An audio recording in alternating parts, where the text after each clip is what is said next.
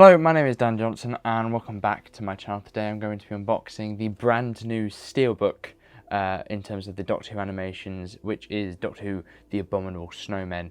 This one comes with a hint of sadness because this is the last one we're probably going to be getting. We know now that the funding for this series has been dropped and, as far as I know, has not been picked up. So this is our final release. I mean, this one feels like it should have come out earlier in the year, but all of a sudden they just went, oh, by the way, it's coming out on the 5th of September. So now it's here and we can finally unbox it. It is a shame with this one in particular because Series 5, or Season 5, is almost finished in terms of animations and missing episodes. I think there is just the Wheel in Space that needs to be animated, but for all the other stories we have them complete or mostly complete, or animated recently in the new Steelbooks. So it's kind of a shame, especially for collection box sets, that they're going to have to think of a workaround for that now. We're going to have to either get some kind of compromise where we get sort of animated things but they're very badly made, or we get, like the Web of Fear. For those that have the Web of Fear, this is the original, and the Web of Fear is kind of the sequel, so a lot of the characters are the same, including the Great Intelligence and the Yetis. And this one, instead of being set in the underground, is set in a Tibetan monastery, I believe, as the whole place is under siege. So let's take a look at the front. We have a lovely image of the TARDIS there. I love the blues that they've used on that, as well as the blues on the sky.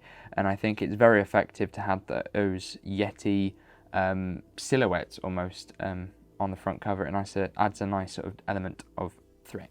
We have the logo. This set is 3 discs and is rated PG. If we go to the back, we have a blurb about the episode, as well as like a corner of a Yeti, and then some bonus features. So they've animated the story in black and white, they've animated it in colour. We have obviously the restored episode 2, the only one that remains. We have the photographic reconstructions, a making of documentary which is brand new, audio commentaries and 8mm home movie footage.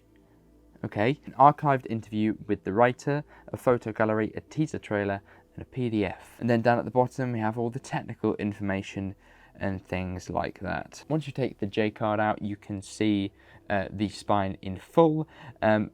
Once again continues over the colour, which I really enjoy, this lovely teal blue, and I think that the black and the blue contrast really well. Take a look at the back. We have an image of the Yeti, but only on the side, very much in the same format that a lot of the other Steelbooks in this range have been, so really no surprise there. And then the front, I've just noticed there's like a little orb which is relevant to the story down at the bottom, which you can't really see with the cardboard sleeve on. If we crack it open, there we go, we have 3 discs as well as a little leaflet. Before we get onto the discs, let's first take a look at the booklet. And for one, it smells really weird. I know this is such a strange thing to say, but it smells like factory ink. Like really strong. I wouldn't mention it otherwise, but then if you crack over the booklet and you can get past the smell, you can have a look at the sort of information on the episodes. You get a few screenshots, etc. The production notes, which are always quite interesting to read through, reception, that kind of things, as well as a contents, and at the back a credits list. If we now return to the discs, we have disc 1, which is episodes 1 to 6 animated in black and white, the original episode 2 plus bonus features. Disc 2 is episodes 1 to 6 animated in colour and bonus features. And then disc 3 is episodes 1 through to 6 in the Telesnap photographic reconstructions, which is apparently what we're calling them now, and the original episode 2 plus more bonus features. And then if you take the disc out, we have an image of the mountainscape in which the story is set. As usual, I probably should talk about the animation, and I think recently, maybe the last 3 that we've had, my thoughts have been moderately the same.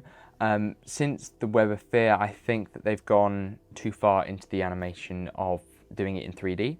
But then again, some of the older ones and other releases, I think the Fury of the Deep one was mostly 2D, but I may very much be mistaken there. I think I am, in fact.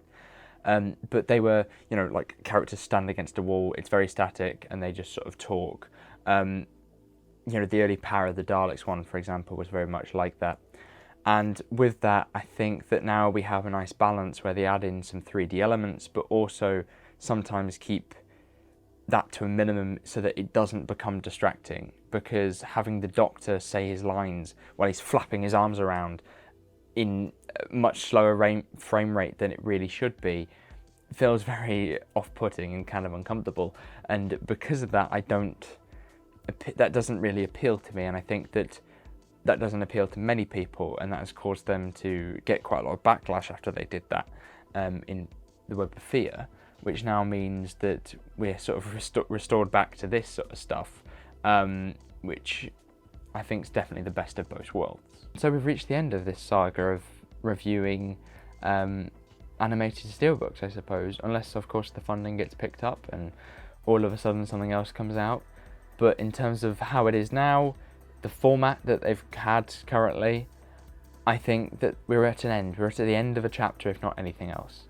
So with that, I want to thank you very much for watching. I've been doing this for many years, back with the Macra Terror, and I followed along. I've been here through some very rough patches and some episodes that personally I didn't find that appealing, but some that I've really, really enjoyed.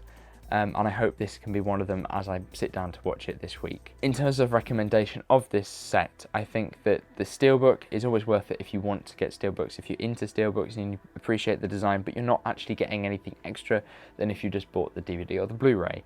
In terms of the content itself, I just feel like, yeah, it's probably worth it, but I'm not blown back by it as I am with like collection box sets or anything like that. But that was never really the point. It was to give a new lease of life to episodes that otherwise will be very hard to watch because I can't watch them with telesnaps, or they will be lost completely. And sort of being able to give them to a new audience, I think, was always the objective of this series, and they've now accomplished it. Just sadly not all of them. So thank you very much for watching. Hopefully you did enjoy this video. If you did, make sure you give it a like, subscribe if you are new, and I shall see you soon. Goodbye.